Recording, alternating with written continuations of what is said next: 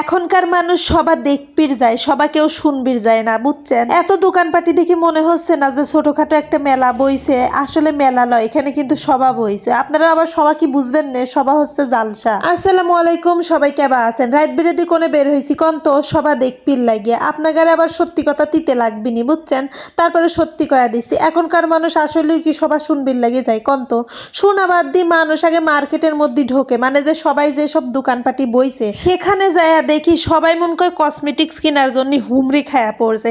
কিন্তু আমি বুঝলাম না, আমার এই পাবনা শহর সাইডে এখানে সবাই কসমেটিক্স কেনার জন্য হুমড়ি খায়া পড়ছে কিসের জন্য? এখানে তো দাম আমি দেখলাম যে আরো বেশি, 5-10 টাকা আরো বেশি করে যাচ্ছে। শুধু শুধু আমি 5-10 টাকা বেশি দিবে যাবো কিসের জন্য?